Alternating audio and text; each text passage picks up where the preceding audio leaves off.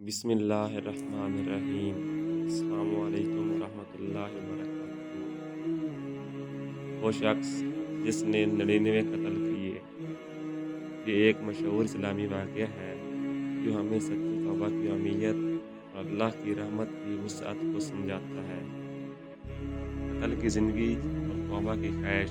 ایک شخص تھا جو بہت زیادہ گناہ کر چکا تھا، تاکہ اس نے 99 قتل کیے تھے۔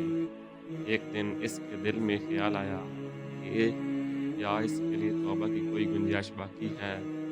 کیا اللہ اس کے جیسے سنگین گناہ گار کو معاف کر سکتا ہے؟ اس نے ایک عالم، عبادت گزار راہب سے پوچھا کہ کیا اس کی توبہ قبول ہو سکتی ہے؟ اس راہب نے کہا، نہیں، تمہارے لیے کوئی معافی نہیں، کیونکہ تم نے 99 قتل کیے ہیں۔ یہ سن کر اس آدمی کو غصہ آیا اور اس نے اس راہب کو بھی قتل کر دیا۔ یوں اس کی قتلوں کی تعداد 100 ہو گئی۔ حقیقی عالم کی رہنمائی۔ پھر وہ ایک اور عالم دین کے پاس گیا اور اس سے بھی یہی سوال کیا۔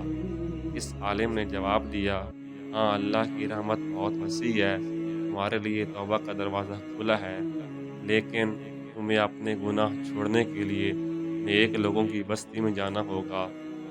یہ سن کر وہ شخص سچے دل سے توبہ کر کے نیک لوگوں کی بستی کی طرف چل پڑا۔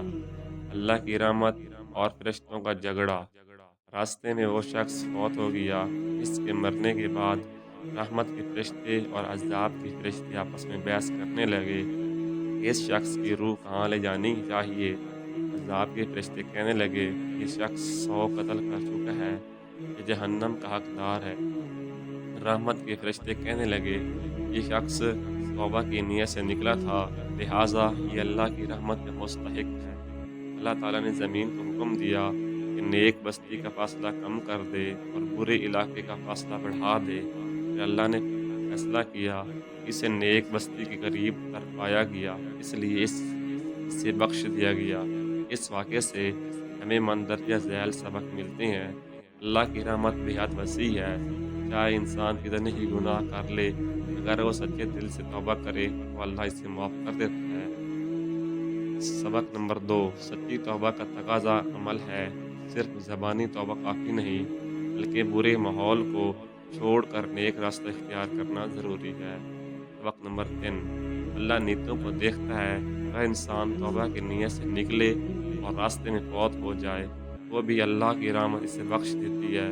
یہ واقعہ ہمیں امید دیتا ہے کہ اگر ہم دل سے توبہ کریں اور نیکی کی طرف بڑھیں تو اللہ ہمیں معاف فرما سکتا ہے۔ امید کرتا ہوں کہ آپ کو یہ ویڈیو پسند آئی ہوگی۔ ایسے مزید اسلامی واقعات سننے کے لیے چینل کو سبسکرائب کریں۔ شکریہ، والسلام۔